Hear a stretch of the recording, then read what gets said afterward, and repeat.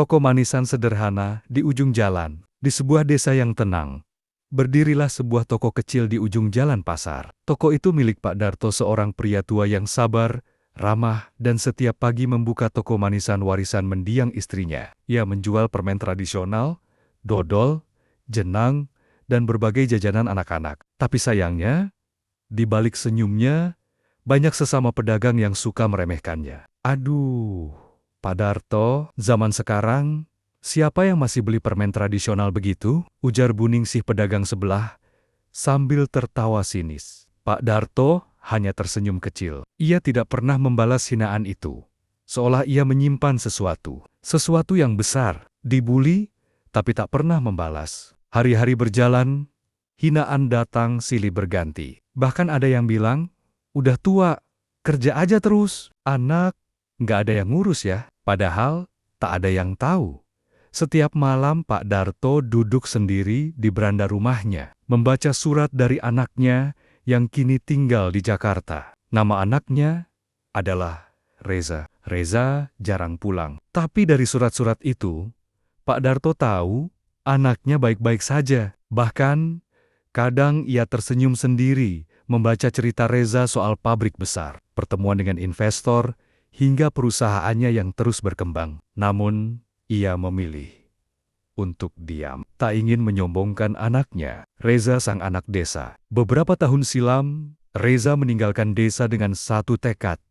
Mengubah nasib, ia kuliah sambil bekerja, jatuh bangun di kota, hingga akhirnya membangun bisnis besar di bidang makanan ringan dan minuman sehat. Siapa sangka, perusahaannya kini punya ratusan karyawan dan sudah ekspor ke beberapa negara Asia.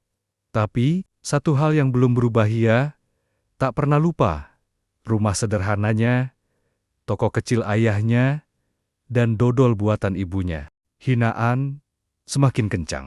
Suatu pagi, Pak Darto datang ke pasar dan mendapati kursi dagangannya dipindah seenaknya. Pak, kalau dagangan sepi, mending minggir aja. Jangan bikin sumpah, ujar salah satu pedagang muda. Pak Darto menarik napas panjang. Ia tak marah. Ia tetap membuka tokonya seperti biasa. Namun diam-diam, seorang pria asing berjas rapi tengah memperhatikan dari kejauhan. Ia turun dari mobil mewah hitam dengan sopan santun luar biasa. Ia memandang ke arah toko kecil itu dan tersenyum.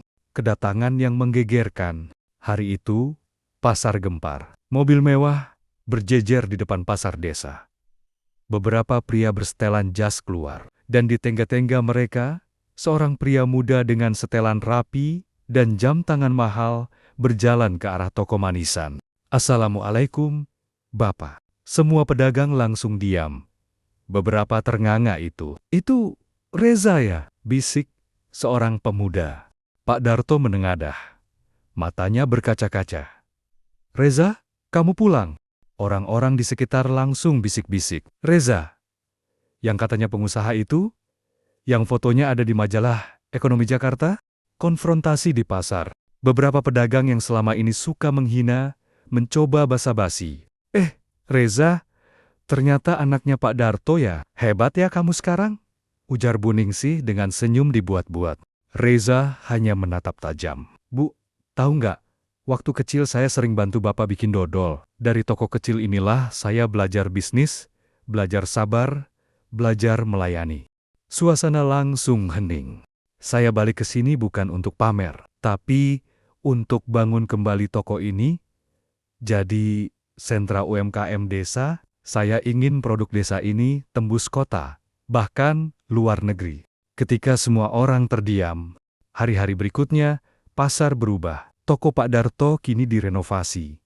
Ada label sentra oleh-oleh Reza Darto di atasnya. Anak muda desa dilatih untuk mengelola usaha. Produk dodol, jenang, dan permen tradisional dikemas modern.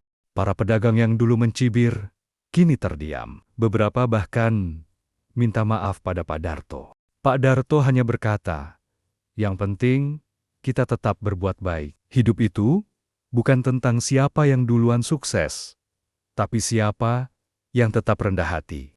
Warisan sesungguhnya. Di sebuah peresmian kecil, Reza naik ke panggung. Ia mengucap kalimat yang membuat semua hadirin terdiam. Saya ini bukan anak orang kaya. Saya cuma anak pedagang dodol yang kerja keras tanpa mengeluh. Tapi warisan terbesar yang saya dapat bukan uang, melainkan prinsip hidup dari ayah saya.